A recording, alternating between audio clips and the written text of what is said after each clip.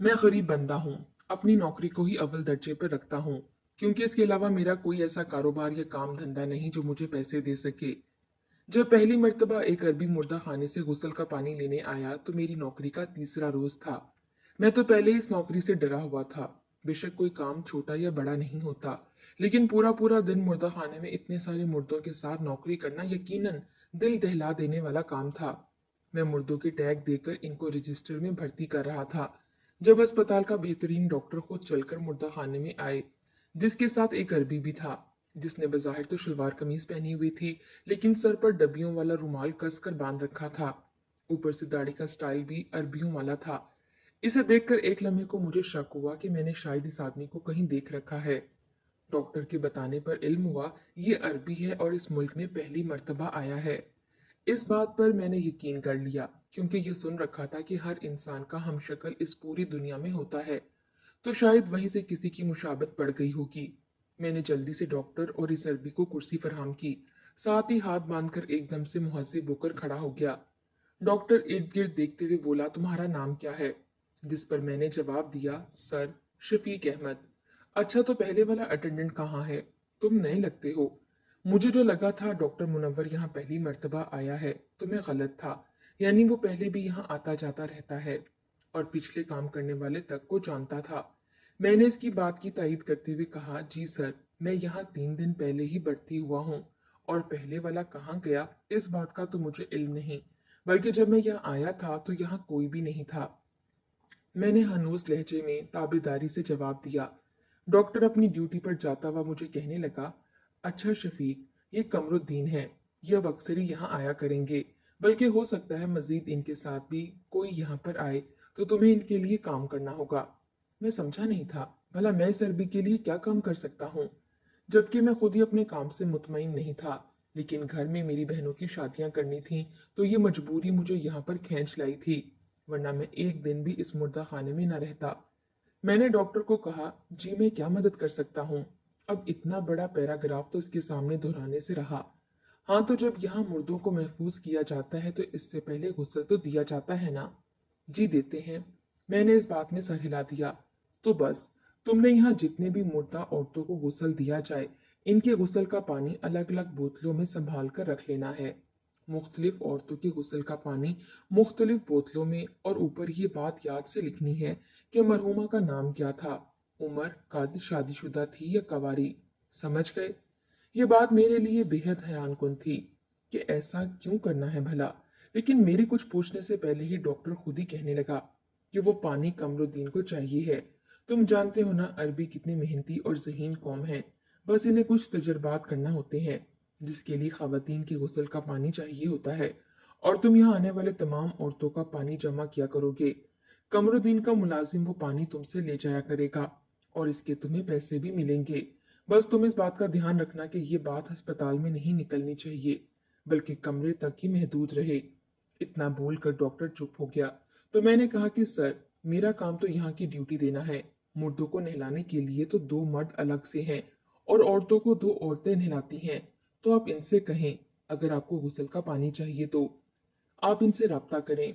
मैं तो इस मामले में कुछ नहीं कर सकता।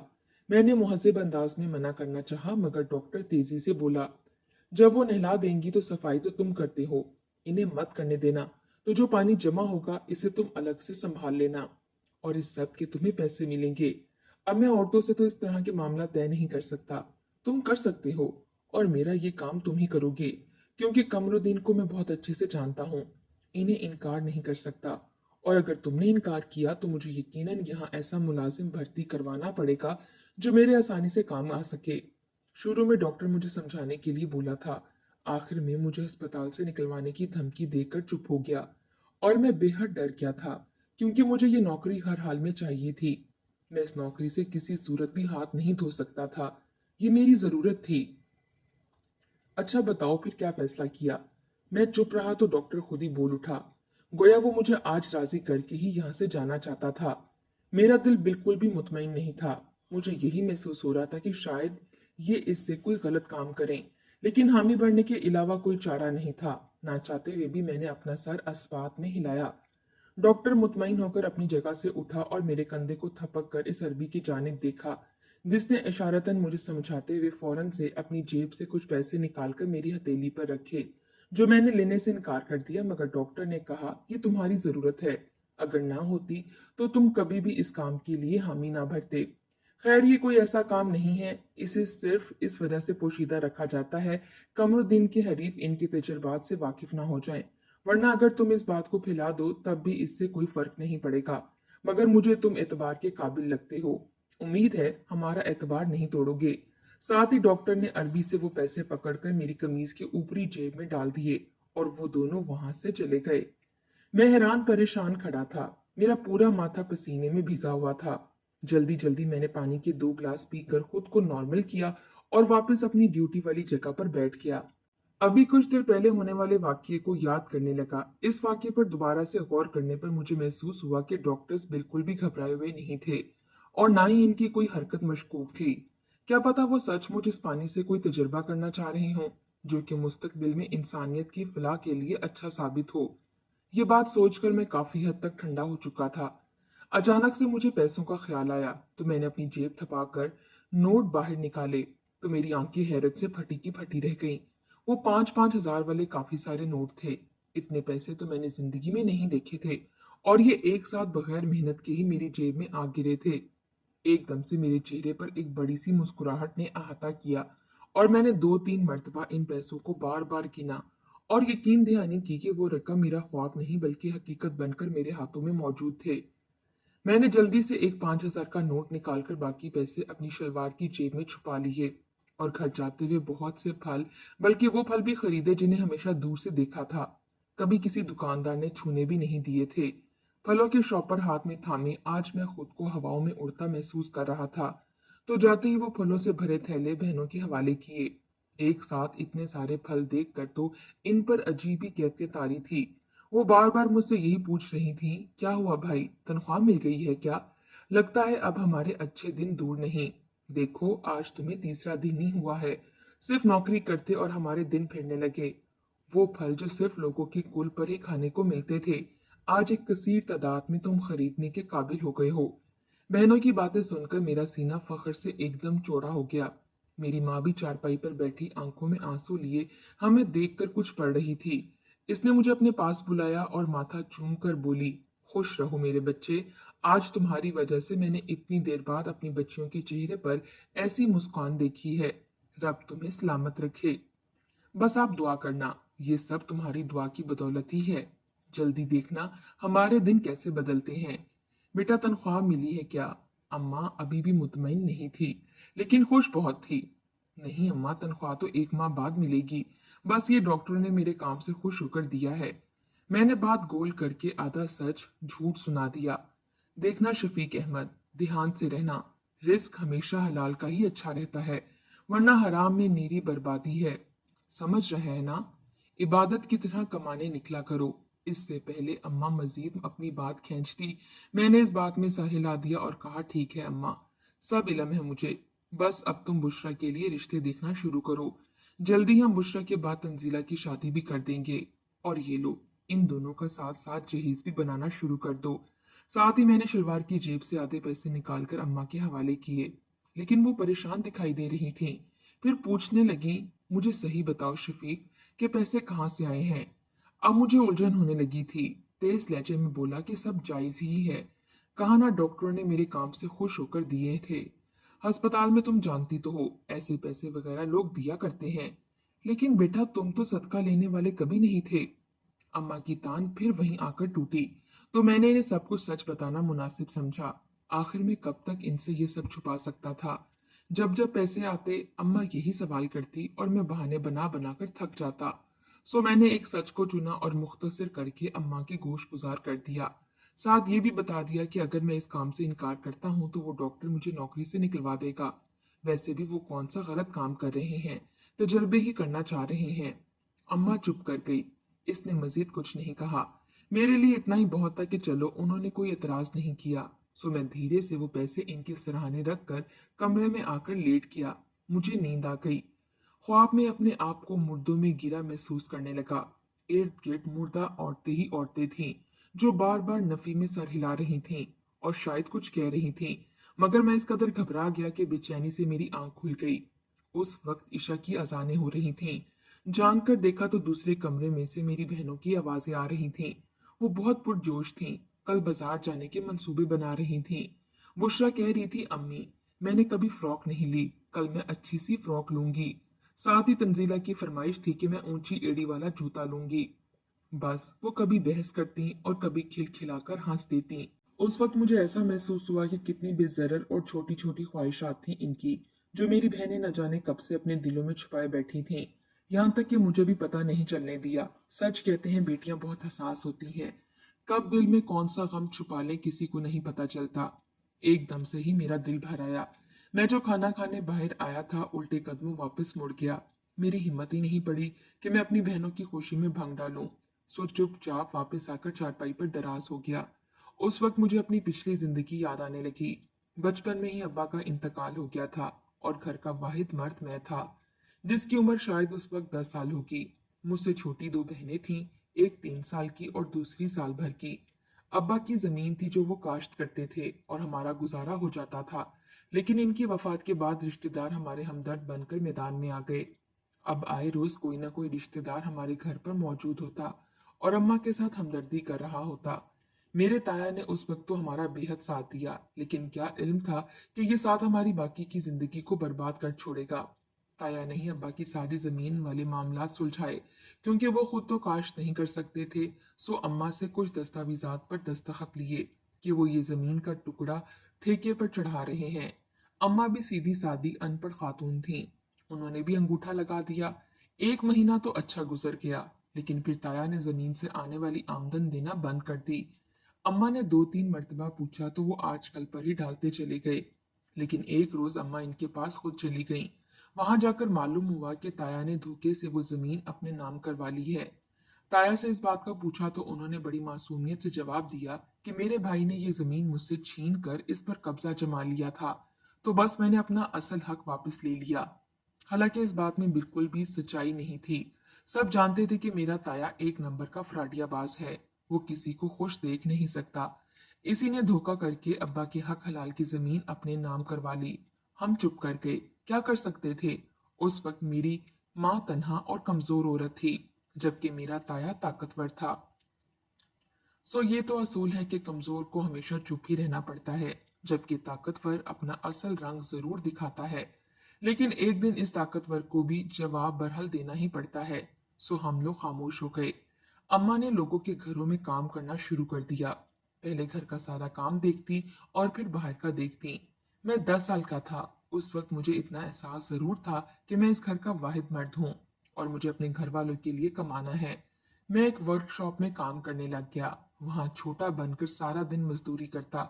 लोगों को अपना बचपन बहुत कम याद होता है, या कुछ वाकयात, लेकिन मुझे अपने बचपन की एक एक बात याद थी, क्योंकि वो किसी ऐशो इशरत में नहीं कट रहा था, बल्कि मेरे बचपन की यादों में सिर्फ जख्म और आबले ही थे।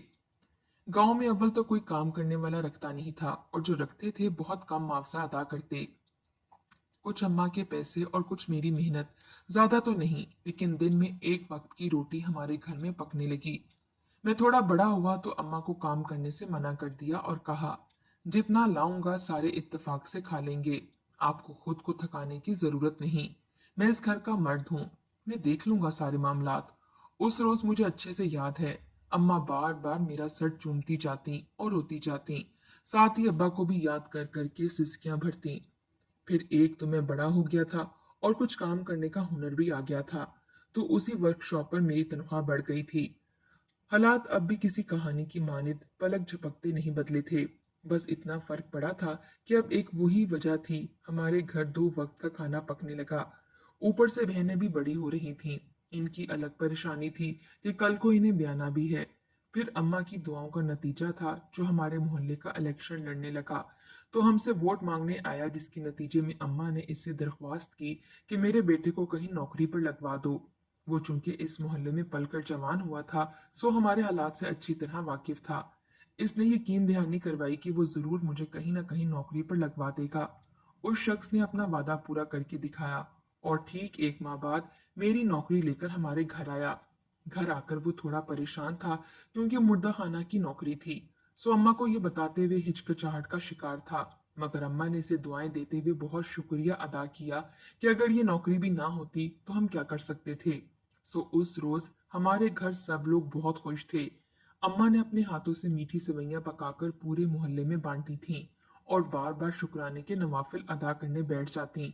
साथ साथ मुझे नसीहतें भी जारी रखती कि नौकरी दिल लगाकर करना, हलाल कमाना, जिस पर मैंने हंसकर अम्मा से कहा, क्या भला मुर्दे मुझे कौन सी रिश्वत देंगे जो तुम इतनी फिक्र खा रही हो। मगर अम्मा संजीदा थीं, कहने लगी हर जगह पर ही दो नंबरी काम चल जाते हैं, बस मेरा पुत्र तुम संभल कर रहना।